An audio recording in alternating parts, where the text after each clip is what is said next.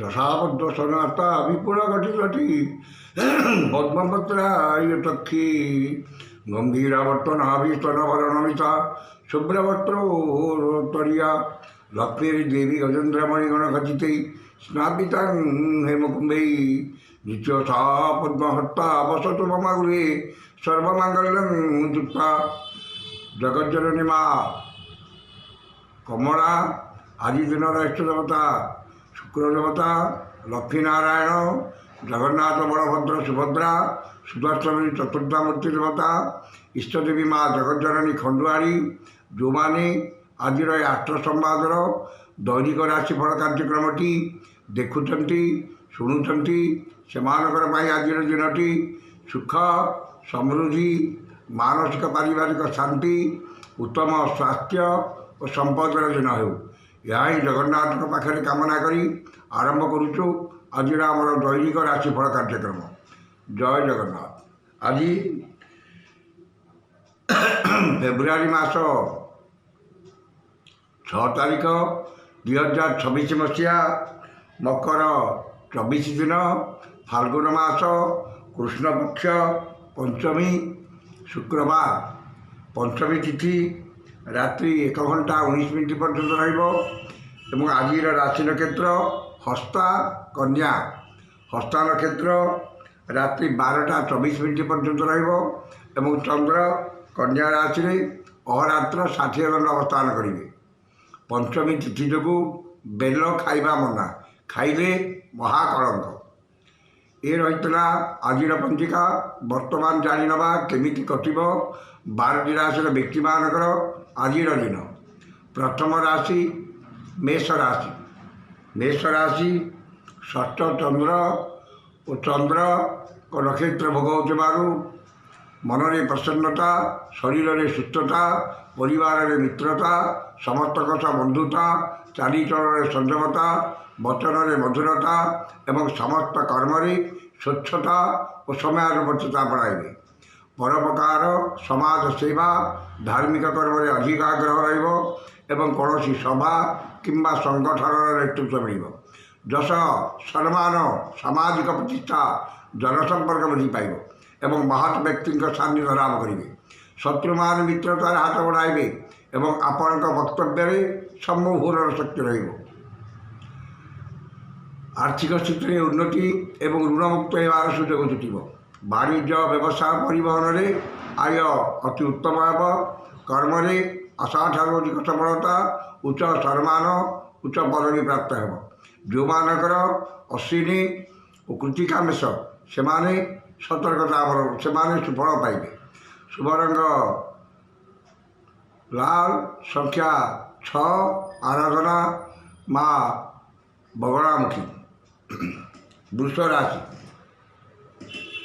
ଘାଟ ଚନ୍ଦ୍ର ଘାଟ ନକ୍ଷତ୍ର ଯୋଗୁଁ ବାଦ ବିବାଦ, ସ୍ୱାସ୍ଥ୍ୟ, ଆର୍ଥିକ କାରବାର କଲାବେଳେ ସତର୍କତା ଅବଲମ୍ବନ କରିବେ ଏବଂ ପୁତ୍ର, କନ୍ୟା, ଭାତୃ, ଭଗ୍ନୀ ଓ ପିତାମାତାଙ୍କ ସହ କଥାବାର୍ତ୍ତା ବେଳେ ଯଥାସମ୍ଭବ ବାକ୍ ସଂଯମତା ରକ୍ଷା କରିବେ। ବିଦ୍ୟା, ବୁଦ୍ଧି, ଜ୍ଞାନ, ଗାରିମା, ପ୍ରତ୍ୟୁତ୍ପନ୍ନମତି, ଦୂରଦୃଷ୍ଟି, ଧୀ ଶକ୍ତି, ସ୍ମରଣ ଶକ୍ତି ରୂପ ପାଇବ। ସନ୍ତାନମାନେ ବିଶୃଙ୍ଖଳିତ ହେବେ ଏବଂ ତାଙ୍କ ଚାଲି ଚଳନ କର୍ମରେ ବିଘ୍ନ ଉପୁଜିବ।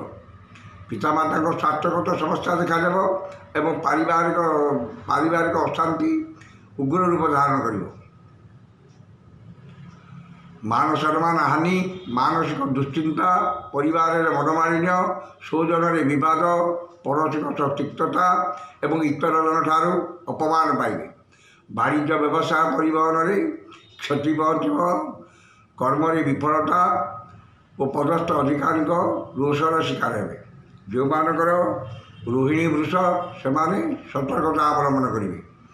ଶୁଭ ରଙ୍ଗ ନୀଳ, ସଂଖ୍ୟା 2, ଆରାଧନା ମା କମଳା। ମିଥୁନ ରାଶି ଚତୁର୍ଥ ଚନ୍ଦ୍ର ଶୁକ୍ରବାର ଓ ଚନ୍ଦ୍ରଙ୍କ ନକ୍ଷତ୍ର ଭୋଗ ହେଉଥିବାରୁ ଗୁରୁଜନଙ୍କ କୃପା, କ୍ଷମତାଶାଳୀ ବ୍ୟକ୍ତିଙ୍କ ସହାୟତା, ରାଜନୈତିକ ବ୍ୟକ୍ତିଙ୍କର ସବୁ ଦୃଷ୍ଟିରେ ରହିବେ। ମନରେ ଉନ୍ନତ ଚିନ୍ତାଧାରା, ଉଚ୍ଚାଭିଳାଷ ପ୍ରକାଶ ପାଇବ ଏବଂ ଉନ୍ନତିମୂଳକ କର୍ମରେ ଧ୍ୟାନ ଅଧିକ ରହିବ। ସ୍ୱଜନ ପରିଜନ ବନ୍ଧୁ ବାନ୍ଧବ ସହକର୍ମୀ ସହଯୋଗୀଙ୍କ ସାହାଯ୍ୟ ସହଯୋଗ ମିଳିବ ଏବଂ ପରିବାରର ସମସ୍ତ ସଦସ୍ୟଙ୍କ ମଧ୍ୟରେ ଉତ୍ତମ ବୁଝାମଣା ରହିବ। ପୁରାତନ ବିବାଦ ଜମି ଜମା ବିବାଦର ସମାଧାନ ହେବ ଏବଂ ମାଝି ମୋକଦ୍ଦମାରେ ବିଜୟ ହାସଲ କରିବେ। ଆକସ୍ମିକ ଧନ ଲାଭ, କୌଣସି ବିଶେଷ ସୂତ୍ର ଧନ ପ୍ରାପ୍ତି ଏବଂ ଅନ୍ୟକୁ ଦେଇଥିବା ଧନ ହୃତ ଧନ ଫେରି ପାଇବେ। ବାଣିଜ୍ୟ ବ୍ୟବସାୟ ପରିବହନରେ ଆୟ ଅତି ଉତ୍ତମ ହେବ ଏବଂ ନୂତନ ପରିବହନ ବ୍ୟବସାୟର ସୁଯୋଗ ଜୁଟିବ। କର୍ମରେ ଆଶାଠାରୁ ଅଧିକ ସଫଳତା, ଉଚ୍ଚ ସମ୍ମାନ, ଉଚ୍ଚ ପଦବୀ ପ୍ରାପ୍ତ ହେବ। ଯେଉଁମାନଙ୍କର ମୃଗଶିରା ଓ ଆର୍ଦ୍ରା ମିଥୁନ ସେମାନେ ସୁଫଳ ପାଇବେ। ଶୁଭ ରଙ୍ଗ ମେରୁନ୍, ସଂଖ୍ୟା 12, ଆରାଧନା ମା ତ୍ରିପୁର ସୁନ୍ଦରୀ। କର୍କଟ ରାଶି, ତୃତୀୟ ଚନ୍ଦ୍ର ଶୁକ୍ରବାର ପଞ୍ଚମୀ ତିଥି ଓ ଚନ୍ଦ୍ରଙ୍କ ନକ୍ଷତ୍ର ଭୋଗ ହେଉଥିବାରୁ ଅସମ୍ଭବକୁ ସମ୍ଭବ କରିବାରେ ସମର୍ଥ ହେବେ ଏବଂ ସମସ୍ତ ଆଶା ଆକାଂକ୍ଷା ଅଭିଳାଷ ପୂର୍ଣ୍ଣ ହେବ। ମନରେ ଉନ୍ନତ ଚିନ୍ତାଧାରା, ଉଚ୍ଚାଭିଳାଷ ପ୍ରକାଶ ପାଇବ ଏବଂ ଉନ୍ନତିମୂଳକ କର୍ମରେ ଧ୍ୟାନ ଅଧିକ ରହିବ। ନୂତନ କର୍ମାରମ୍ଭ, ବିଦ୍ୟାରମ୍ଭ, ଗୃହାରମ୍ଭ, ବ୍ୟବସାୟ ଆରମ୍ଭ, ଭୂମି ପୂଜା, ଗୃହ ପ୍ରତିଷ୍ଠା ଆଦି ଶୁଭକର୍ମର ଆୟୋଜନ କରିବେ କିମ୍ବା ପୁତ୍ର କନ୍ୟା ଭାତୃଭଗ୍ନୀଙ୍କର ବୈବାହିକ କର୍ମର ଆୟୋଜନ କରିବେ। ସୁଖବର ସୁସମ୍ବାଦ ମିଳିବ ଏବଂ ସମସ୍ତ କର୍ମରେ ସୁଚିନ୍ତିତ ପଦକ୍ଷେପ ନେବେ। ମନରେ ଦୃଢ଼ ଇଚ୍ଛାଶକ୍ତି, ଆତ୍ମବିଶ୍ୱାସ ପ୍ରକାଶ ପାଇବ ଏବଂ ମନୋବଳ ଦୃଢ଼ ହେବ। ବାଣିଜ୍ୟ ବ୍ୟବସାୟ ଓ ପରିବହନରେ ଆୟ ଅତି ଉତ୍ତମ ହେବ। କର୍ମରେ ଆଶାଠାରୁ ଅଧିକ ସଫଳତା ଓ ସମସ୍ତ କର୍ମରେ ଆପଣଙ୍କର କର୍ମକୁଶଳତା, କର୍ମତତ୍ପରତା ଓ କାର୍ଯ୍ୟଦକ୍ଷତା ପ୍ରକାଶ ପାଇବ। ଯେଉଁମାନଙ୍କର ପୁଷ୍ୟା କର୍କଟ ସେମାନେ ଉପକୃତ ହେବେ। ଶୁଭ ରଙ୍ଗ ଧଳା, ସଂଖ୍ୟା 1, ଆରାଧନା ଭଗବାନ ଶିବ। ସିଂହ ରାଶି,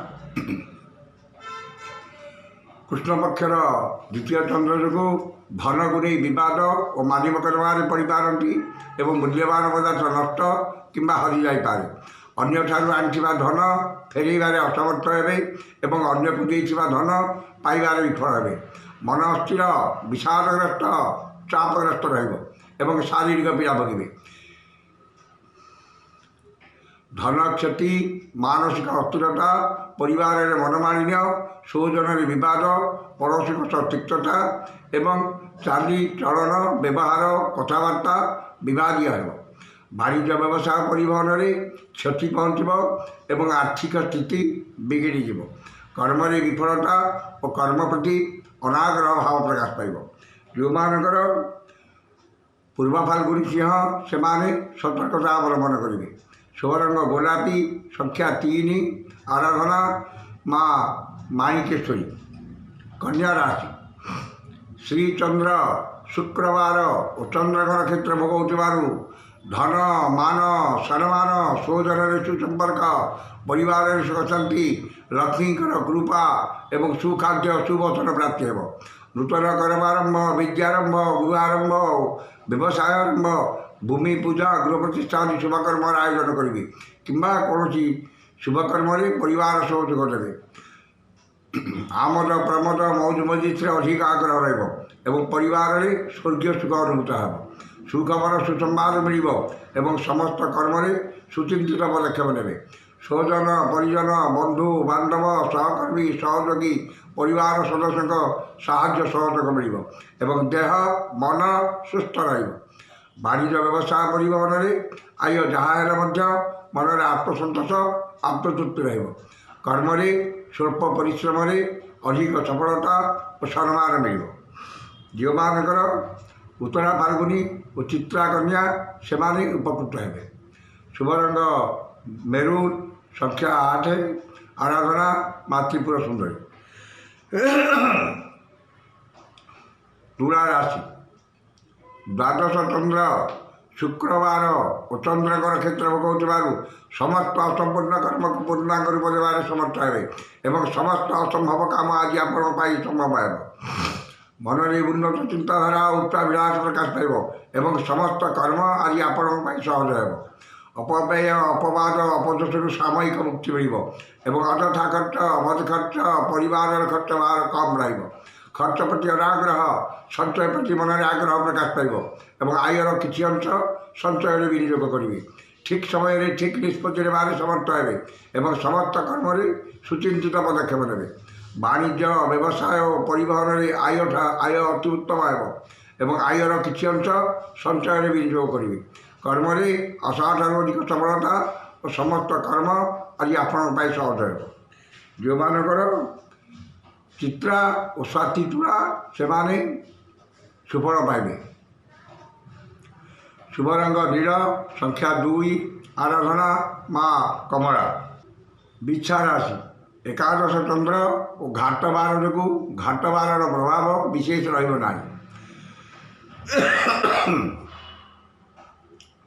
चंद्रक नक्षत्र भोगुवर आयर नूतन मार्ग खोल एवं धन संपद प्राचुर्य प्रतिपत्ति वृद्धि पाइब।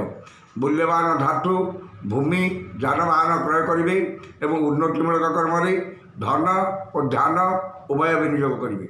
मन में उन्नत चिंताधारा उच्चाभिलाष प्रकाश पाइब एवं उन्नतिमूलक कर्म ध्यान अधिक आर्थिक स्थिति में उन्नति आने एवं नूतन व्यवसाय शाखा बढ़ाई कि नूतन व्यवसाय योजना करेंगे एवं से सफलता पाइबा समस्त प्रस्तुति चूड़ांत करेंगे।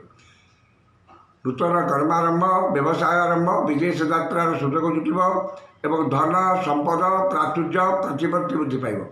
वाणिज्य व्यवसाय परिवहन में आय अति उत्तम होब। कर्म आशा ठार अधिक सफलता और कर्मस्थान समस्त सुविधा सुजोग हासिल करेंगे। जो मानकर अनुराधा इच्छा से उपकृत हेबे। शुभ रंग हलदिया, संख्या 3, आराधना माँ चंडी। धनुराशि दशम चंद्र और घाट बार जो घाट बार प्रभाव विशेष रहा। कर्म प्रति एकाग्रता आंतरिकता अधिक एवं समस्त कर्म आपणकर कर्मकुशलता कर्मतत्परता और कार्यदक्षता प्रकाश पाइब। मन में प्रसन्नता चारिचरण संयमता वचन में मधुरता समस्त बंधुता एवं समस्त कर्म स्वच्छता और समयानुवर्तिता अपनाइबे। आज जेकोसी कर्म करेंगे से 100% सफलता पाइबे एवं समस्त कर्म आज आपण सहज हो। वाणिज्य व्यवसाय परिवहन में आय अति उत्तम हो एवं नूतन व्यवसाय सुजोग जुटिब। जो मानकर मूला उत्तराषाढ़ा धनु से सुफल पाइबे। शुभ रंग हलदिया, संख्या 5, आराधना प्रभु गजानन। मकर राशि कृष्ण पक्षर नवम चंद्र जो मान सम्मान हानि मानसिक दुश्चिंता परिवार में मनमालिन्य स्वजन विवाद पड़ोशी सह तिक्तता एवं निजर प्रिय बंधु कि पुरातन बंधु सह विवाद कि अपमान मिल पाए। मन अस्थिर विषादग्रस्त चापग्रस्त एवं अपमान अपदश अपनिंदा मिल। उन्नतिमूलक कर्म प्रतिबंधक धार्मिक कर्म विघ्न देखादेव एवं मन में दुश्चिंता दुर्भावना हतोत्साह भाव प्रकाश पाइब। अजथा खर्च बद खर्च परिवार खर्च बाहर वृद्धि पाइब एवं खर्च बाहर अतिष्ठ हो ऋण करने को पड़ पाए। वाणिज्य व्यवसाय परिवहन में मांदावस्था लगी कर्म विफलता और सहकर्मी उपहासर पात्र हे। जो मानकर उत्तराषाढ़ा जो मानकर श्रवणा मकर से सतर्कता अवलंबन करेंगे। शुभ रंग बैगणी, संख्या 3, आराधना माँ दुर्गा। कुंभ राशि अष्टम चंद्र जो मन में विरक्ति भाव और चिड़चिड़ापन प्रकाश पाइब एवं चाली चलन व्यवहार कथबार्ता विवादीय हो। ठीक समय ठीक निष्पत्ति ने असमर्थ हे एवं समस्त कर्म भूल निष्पत्ति ने। अजथा खर्च वृथा भ्रमण लगी एवं निश्चितता को परित्याग कर अनिश्चितता पछरे पश्चाधावन करेंगे। मूल्यवान पदार्थ नष्ट कि हजि जापे एवं आर्थिक ठकामी पड़ पारती। वाणिज्य व्यवसाय परिवहन में आय ठारू व्यय 2 गुण अधिक हो। कर्म विफलता और समस्त कर्म कंटक सदृश मन हो। जो मानकर पूर्व भाद्र कुंभ से सतर्कता अवलंबन करेंगे। शुभ रंग कड़ा, संख्या 11, आराधना माँ काली। शेष राशि मीन राशि ସପ୍ତମ ଚନ୍ଦ୍ର ଓ ଘାଟ ବାର ଯୋଗୁଁ ଘାଟ ବାରର ପ୍ରଭାବ ବିଶେଷ ରହିବ ନାହିଁ। ମାନସିକ ପାରିବାରିକ ଶାନ୍ତି, ଦାମ୍ପତ୍ୟ ଜୀବନରେ ମଧୁରତା ଆସିବ ଏବଂ ପରିଚିତ ମହିଳାଙ୍କ ଠାରୁ ସାହାଯ୍ୟ ସହଯୋଗ ଧନ ମିଳିବ। ମୂଲ୍ୟବାନ ଧାତୁ ବସନ ଭୂଷଣ ସୌଖିନୀ ଘରୋଇ ଉପକରଣ କ୍ରୟ କରିବେ ଏବଂ ଆମୋଦ ପ୍ରମୋଦରେ ଅଧିକ ଧନ ବ୍ୟୟ କରିବେ। ପୁତ୍ର କନ୍ୟା ଭାତୃଭଗ୍ନୀଙ୍କର ବୈବାହିକ କର୍ମର ଆୟୋଜନ କରିବେ କିମ୍ବା ପରିବାର ସହ କୌଣସି ବୈବାହିକ କର୍ମରେ ଶୁଭ କର୍ମରେ ଯୋଗ ଦେବେ। ବାଣିଜ୍ୟ ବ୍ୟବସାୟ ଓ ପରିବହନରେ ଆୟ ଅତି ଉତ୍ତମ ହେବ। କର୍ମରେ ଆଶାଠାରୁ ଅଧିକ ସଫଳତା ଓ ମହିଳା ସହକର୍ମୀଙ୍କ ସାହାଯ୍ୟ ସହଯୋଗ ପ୍ରାପ୍ତ ହେବ। ଯେଉଁମାନଙ୍କର ଉତ୍ତର ଭାଦ୍ରବୀନ ସେମାନେ ଉପକୃତ ହେବେ। ଶୁଭ ରଙ୍ଗ ଗୋଲାପୀ, ସଂଖ୍ୟା 7, ଆରାଧନା ମା ମାତଙ୍ଗୀ। ଏ ଥିଲା ଆଜିର 12ଟି ରାଶିର ବ୍ୟକ୍ତିମାନଙ୍କର ଆଜିର ରାଶିଫଳ। ସମସ୍ତ ରାଶିର ବ୍ୟକ୍ତିମାନେ ଦିନଟି ଶୁଭ ହେବା ପାଇଁ ଉକ୍ତ ମନ୍ତ୍ରଟି ଋଷ୍ୟାଦି କରି ପାଠ କରନ୍ତୁ। ଋଷ୍ୟାଦି ହେଲା ଓଁ ଅସ୍ୟଶ୍ରୀ ଶୁକ୍ର ମହାମନ୍ତ୍ରସ୍ୟ ଭରଦ୍ୱାଜ ଋଷି ଅନୁଷ୍ଠୁପ ଛନ୍ଦଃ ଅଦ୍ୟ ଦିବସ ଦିବସାଧିପତି ଶୁକ୍ର ଦେବତା ସୁବିତୟେ। ଶୁକ୍ର ଦେବତା ମନ୍ତ୍ର 178 ସଂଖ୍ୟକ ମନ୍ତ୍ର ଜପେ 300। ଋଷ୍ୟାଦିଟିକି ଥରେ କରିବେ ଏବଂ ମନ୍ତ୍ରଟି ହେଲା ଓଁ ହିଂ ଶ୍ରୀ ଶୁକ୍ରାୟ ନମଃ। ଏ ମନ୍ତ୍ରକୁ ସକାଳେ 108 ସନ୍ଧ୍ୟାବେଳେ 108 ପାଠ କରନ୍ତୁ। ନିଶ୍ଚିତ ଭାବରେ ଦିନଟି ଆପଣଙ୍କର ମଙ୍ଗଳମୟ ଏବଂ ଶୁଭମୟ ହେବ। ଆଜି ତ ସମୟ ସରିଯାଇଛି, ଆସନ୍ତାକାଲି ଦେଖା ହେବ ଠିକ୍ ଏହି ସମୟରେ। ବିଦାୟ ଦିଅନ୍ତୁ। ଜୟ ଜଗନ୍ନାଥ।